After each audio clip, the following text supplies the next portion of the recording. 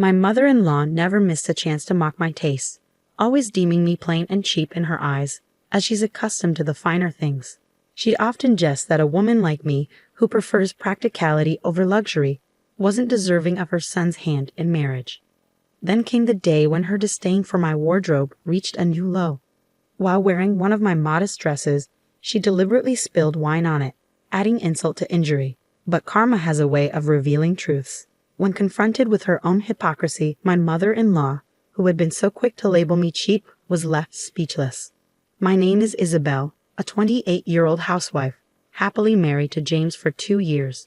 Though our family is yet to expand, we relish in the simple joys of our carefree life together. Life with my gentle husband flows smoothly, and we're contemplating expanding our family soon.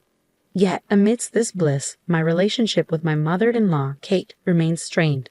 From the moment we wed, her criticism has loomed large, and even after 2 years, our bond remains fragile. I've made efforts to bridge the gap, but her reluctance is palpable. When my son decided to marry, I pondered what sort of woman he'd choose. She's rather plain, isn't she? Not much charm to speak of. Maybe I left a sour impression on my mother-in-law from the outset. Those were her initial words to me. Perhaps she was subtly implying that I didn't meet her standards as her son's spouse. My parents lead ordinary lives, my father toiling in an office, my mother dedicated to nursing. But to my mother-in-law, my humble background seemed incongruous. "Your mother has to work as well. It sounds like you had it rough," she remarked, her eyes filled with pity upon learning about my family. My mother-in-law, a lifelong homemaker, chuckled, claiming she'd never encountered such struggles. She boasted of her privileged upbringing in a wealthy household. "Since childhood, I've been accustomed to finer possessions than those around me. I never settle for anything less than the best. That's how I raised my son," she declared. I found myself at a loss for words in her presence, so I often masked my discomfort with a forced smile. It's undeniable that my taste leans towards simplicity, a stark contrast to my mother-in-law's penchant for glamour. She's perpetually adorned in lavish designer attire, accessories, and makeup. You have no eye for quality, do you? It's always about the budget, isn't it? What made my son pick her? I made sure he knew better. Her boasts inevitably sag into belittling remarks aimed at me. Ever since my husband and I tied the knot, my interactions with my mother-in-law have remained consistently strained. Yet, even amidst her occasional barbs, I've learned to brush them off with ease. Thankfully, both my father-in-law and husband extend warmth and kindness towards me, alleviating any need for concern on my part. And amidst this familial dynamic, there's another figure who's always greeted me with open arms. That person is my grandmother-in-law, my husband's grandmother via his father's side. Despite being well into her 80s, she's remarkably spry and hale. My in-laws own 2 luxurious houses aboard a grand yacht, with each residence occupied by different generations. The sight of these splendid mansions left me in awe upon my first visit. We got a good deal on the land, and the carpenter didn't charge us much. My father-in-law explained casually. "It's not as grand as you think," chuckled my grandmother-in-law, downplaying the extravagance. While my mother-in-law often boasts about her home and accomplishments, it's clear that much of it is owed to the hard work and success of my grandparents-in-law. Despite this, my grandmother-in-law remains humble and approachable, showing warmth and kindness towards me. Despite my mother-in-law's occasional irritations, I found solace in my relationship with my grandmother-in-law. It's like having another granddaughter around, after all. "There aren't any girls in our family," she remarked fondly, endearing herself to me. While I longed for harmony among us 3 women, reality didn't align with my hopes. Nevertheless, I cherished my bond with my grandmother-in-law. Though I didn't engage much with my mother-in-law, I found joy in spending time with my grandmother-in-law, whether it was sharing meals or enjoying tea outings together. One day, I received a call from my mother-in-law. "It's my birthday next month, and I've decided to host it at our place this year. I'd love for you to join the celebration with my son," she said, extending an invitation to her birthday bash. I readily accepted, promising to attend. "Let me fill you in. We're throwing a grand party this year to mark my 60th birthday. We'll have all our relatives and friends over," she continued. She then added, "I'd appreciate it if you dressed appropriately. While my son will be fine, I hope you won't stick to your usual attire. It would be rather embarrassing for me." With that, my mother-in-law emphasized the importance of dressing suitably and promptly ended the call. My mother-in-law's idea of dressing appropriately likely involved her favored high-end designer labels. I felt perplexed as I didn't possess the wardrobe to match such standards.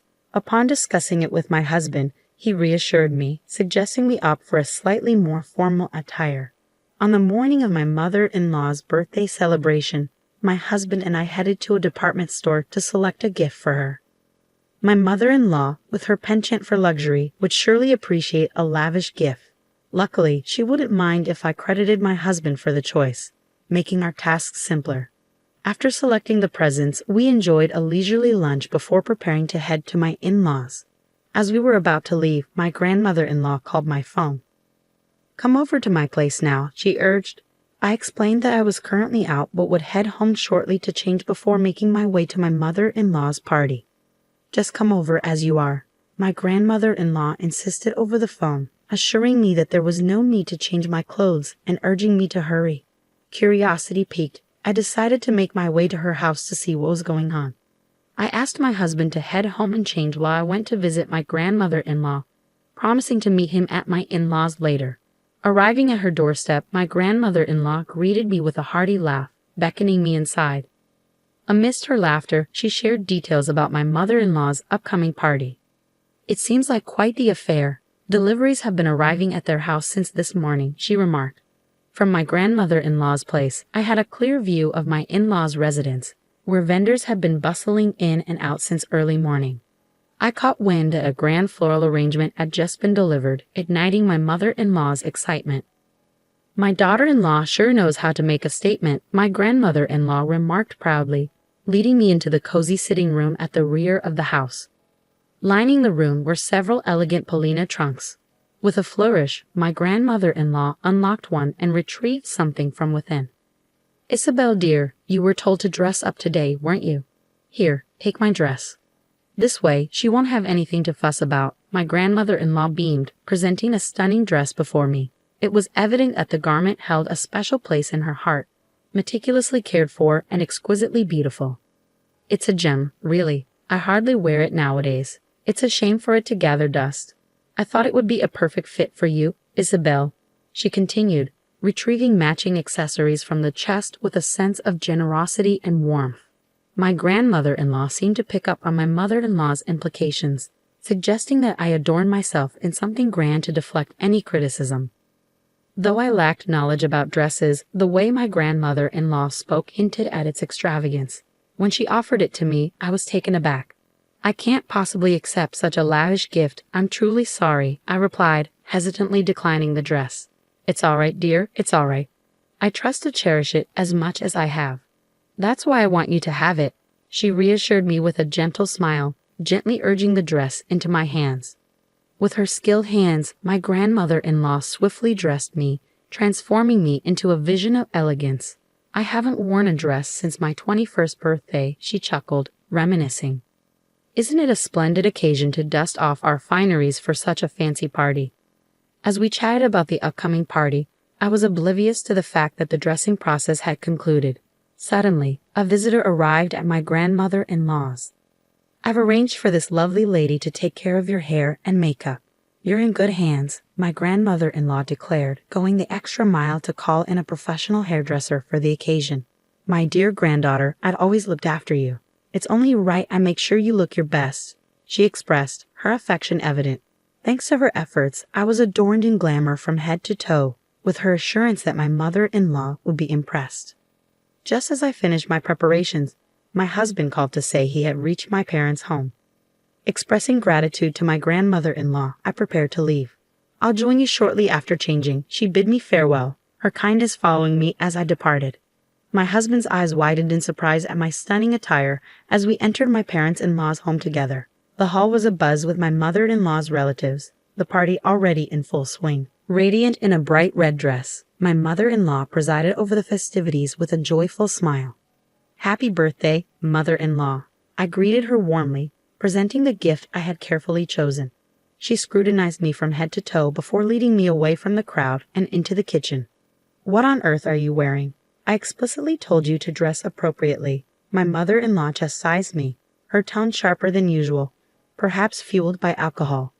With a sudden motion, she sloshed the contents of her wine glass onto my dress, the stain spreading quickly. "You brought this upon yourself by forcing that dress on," my mother-in-law continued, disregarding my distress and the ruined state of my attire. Her words dripped with disdain as she criticized my taste and disparaged those from less affluent backgrounds. She insisted I leave, deeming my outfit unfit for the occasion. "This belongs to your mother," I managed to utter, my shock palpable. I felt a wave of sadness wash over me, realizing that all the efforts my grandmother-in-law had put into preparing me for the event had been destroyed in an instant. "What about my mother? What nonsense are you spouting? In any case, I don't want you here today. Just leave my son and go home." My mother-in-law, oblivious to the situation, urged me to depart hastily. Just then, I heard my grandmother-in-law's voice from behind me. "What's cheap? Are you referring to my dress?" I turned to find my grandmother-in-law by my side, her concern evident as tears welled in my eyes. "Oh dear, this is dreadful," she lamented, examining the stain on my dress. Overwhelmed with remorse, all I could manage was a silent apology, bowing my head in shame. "It's okay," my grandmother-in-law reassured me, dabbing at the stain with a handkerchief to prevent it from spreading further. Meanwhile, my mother-in-law, now sobered and looking pale, observed the scene unfold. "If you attend to it like this, the stain won't worsen. I'll fetch some stain remover to tackle the rest," my grandmother-in-law explained, her gaze warm and comforting as she turned to my mother-in-law. "As for the cheap dress, which one are you referring to?" "This particular one was custom-made long ago, worth several $1,000s. The fabric and craftsmanship are top-notch, just as you prefer," she added, earning an eye roll from my mother-in-law at the mention of the price. I, too, was taken aback by the revelation of its value, despite knowing it was of high quality. My grandmother-in-law's explanation of the dress's worth to my mother-in-law dripped with sarcasm. My mother-in-law, visibly more distressed than myself, struggled to find words in response. "I'm sorry, I didn't realize it was that valuable," she muttered, her attempt at an apology feeble. My grandmother-in-law's frustration towards my mother-in-law only grew. How can someone so oblivious to value dare to mock others? You who prance around with flashy labels and expensive items have no concept of true worth, do you? You're utterly disgraceful, embarrassing me. My grandmother-in-law's words, now sober and resolute, left my mother-in-law speechless, unable to offer a rebuttal, her gaze fixed downward. People with discernment understand. You who only possess inexpensive dresses fail to grasp. My grandmother-in-law's sarcasm towards my mother-in-law was palpable. She echoed the very criticisms my mother-in-law had once directed at me. It was clear my mother-in-law felt the sting of embarrassment as her face flushed crimson. Unable to offer a retort, my mother-in-law remained silent, her lips tightly pressed together. Seeing her distress, my grandmother-in-law shifted her attention to lecturing her about her treatment of me. "How could you belittle a daughter-in-law from another family?" she chided. My heart went out to my mother-in-law, who appeared on the verge of tears, listening to the rebuke in silence. "Let's call it a day. Isabel and I won't be staying any longer. Enjoy the rest of the party." My grandmother-in-law concluded her lecture towards my mother-in-law, signaling an end to the confrontation. Her once vibrant red dress, chosen with such anticipation for the celebration, now seemed out of place amidst the tension. "Wait here. I'll fetch some alternative attire for you from home." I excused myself to change into my own clothes, provided by my thoughtful grandmother-in-law. My husband accompanied me back to her house. Upon hearing the tale from my grandmother-in-law, my husband's ire was palpable. With the support of my grandparents-in-law, my husband, and myself, we departed my parents-in-law's residence and enjoyed a pleasant dinner with just the four of us, free from the worry of my mother-in-law's disapproval. Following the incident, both my husband and grandmother-in-law, furious with my mother-in-law's behavior, delivered another round of stern reprimands. They made it clear she was to steer clear of me and impose limits on her spending. It appeared my grandmother-in-law's words about the importance of humility had struck a chord. My mother-in-law's complexion paled, rendering her unreadable. Furthermore, my grandmother-in-law made a pointed declaration, vowing to bestow upon me all her dresses, jewelry, and prized possessions. She remarked sarcastically to my mother-in-law that it made little sense to entrust such items to someone lacking appreciation for their worth. Though I had refrained from commenting previously, it became evident that my grandmother-in-law harbored disapproval towards my mother-in-law's penchant for luxury. Later, with a mischievous grin, my grandmother-in-law revealed to me the dress stained with wine. It returned to me spotless. This revelation filled me with immense relief and gratitude. While I may still be learning about the finer aspects of quality, I have gleaned invaluable lessons from my grandmother-in-law, who embraced and accepted me wholeheartedly.